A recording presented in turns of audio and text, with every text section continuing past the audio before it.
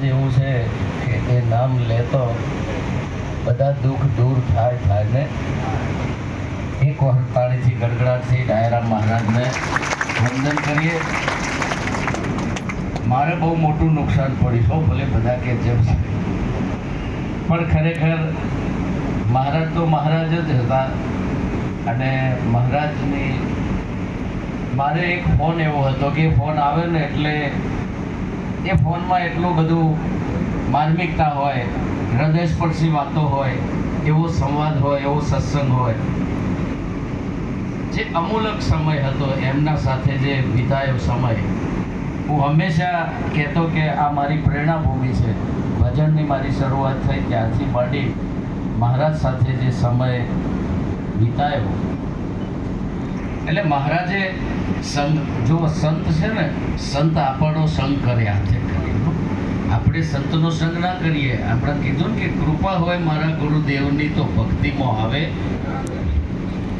તમને મને જો રંગ લગાડ્યો હોય તો આવા સાચા રે સંતોને માથે ભક્તિ કેરો મોર.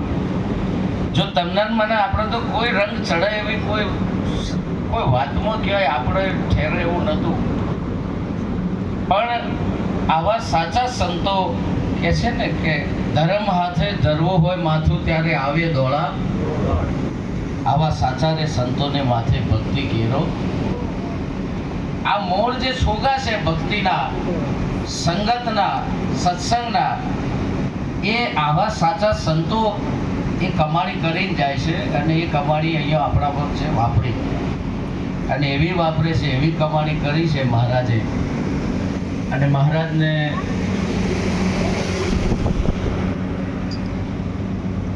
મહારાજની ખરેખર કોઈ વાત વિસ્મય થાય એવી નથી. હાલ એમ થાય કે સભામાં કોકને ખેંચતા હોય, કોઈને ખેંચતા હોય, બોલતા હોય. અને એક શબ્દ મને કાયમ એમનો પ્રિય લાગતો કે પેલી મારી તારી લાલિયાવાળી શું કહેતા, શું કહેતા ને કે મારી તારીને લાલિયાવાળી. એટલે એમાં રમૂજ હતું, ગંભીરતા હતી. સાહેબ લોભીને લોભી કહેતા, લોભીને લોભી કહેતા. કે છે મહારાજ આ માણસને કે હું રોજ ઉપર લાવું છું. આ માણસને જો સારા હાથે, મને પૃથ્વીરામ બાપુનો ઘણી વાર એક શબ્દ યાદ આવે છે, હારા હાથે હવ હારું રે, હારો હાથે બધા પાર પડે. પણ સાહેબ કાઠું હોય એને પાર પડે ને એનું નામ ડાયારામમાં. કાઠામાં કાઠું હોય ને, જેને કોઈ ના હંગરે ને, એને મહિનો મહિનો આશરો આપી સેવા કરે. આ એમને ભજન ઉદય નથી થતું. હું ચેતનભાઈને કહું છું કે આ એક પ્રચંડ પુરુષાર્થનો વિષય છે. આ સામાન્ય વાત નથી. માઇકમાં બોલવું એ ભજન નથી, પણ રેણી રાખો રામની, કેણી રાખો શુદ્ધ, અજ્ઞાની પણ ઓળખે આ રસનાયની. પોતાની જાત ઘસી નાખવી પડે. તપશ્ચર્યા છે. આ મહિમાને વધારવો, આ મહિમાને ટકાવવો, મહિમાને વિસ્તારવો એ કઈ સામાન્ય કોઈ કાયર પુરુષનું એમ નથી. તમારે કીધું છે કે આ કાયર પુરુષનું કામ, આ તો સુરાપુરાનું કામ છે. કે છે ને, આ તો સુરાપુરાનો છે કામ, મનની પેલી પર જઈને મોજો માણી. આ મોજો માણવી હોય તો મનની પેલી પાર જવું પડે. આખું જગત મનની માય છે, પણ સાહેબ સંત મનને અને મનની પેલી પાર જાય તેઓ હરદમ સોહમનો નામ. તેઓ કરતા ભોગતા કે કર્મ નડતા નથી. ત્યાં એવો સાક્ષીનો સાક્ષી, તેઓ સ્વરૂપનું એવું ઓળખાણ મારા સદગુરુ મહારાજ કરાવે છે કે બધું વિરામ પામી જાય પછી તો લાવો જ લેવાનો હોય. અને મહારાજે એવો લાવો લીધો, લેવડાયો,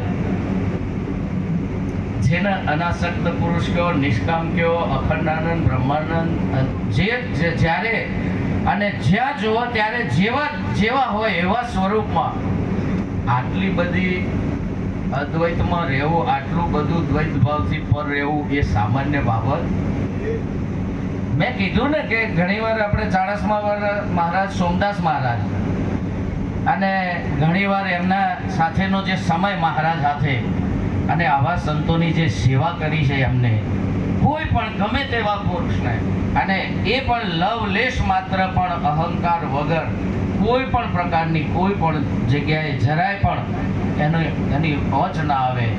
અને એ જે મહિમા વધાર્યો છે, આ મહિમા વિસ્તર્યો છે. પ્રત્યેક પલ એમને ભજન કર્યું છે, એવું ભજન કર્યું છે. અને અમને બધાને એવું ભજન કરાયું છે, એવો સાથ આપ્યો છે, એવી સંગત કરાવી છે.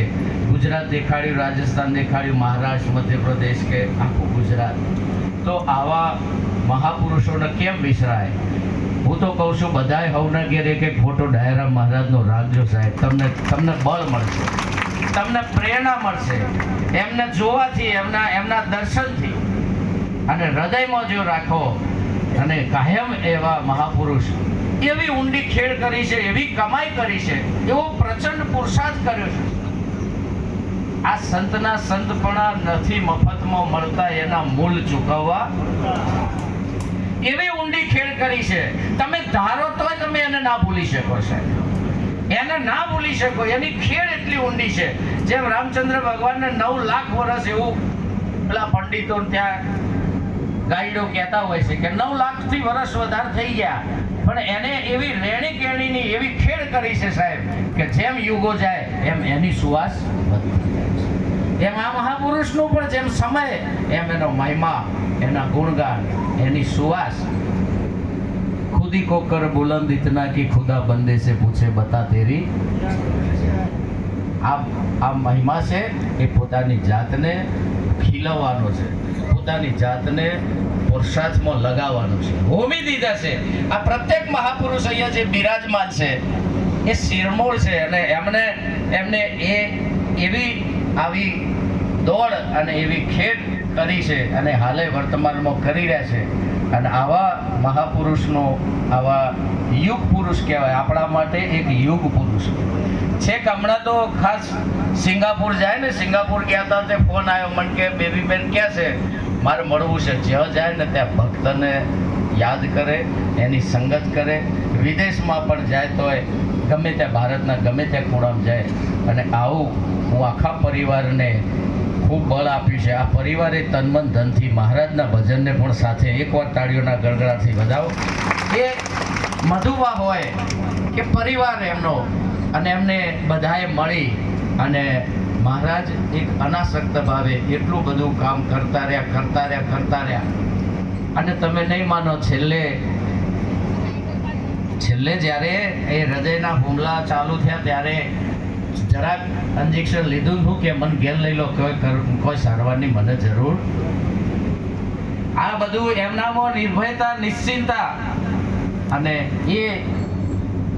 એક ફોન એવો વેડા કવેડા આવ્યો કે મને ફોન ઉપાડવાની ઈચ્છા ના થાય. ફોન જોયો મને ખબર પડી કે આ ફોન સમાચાર સારા.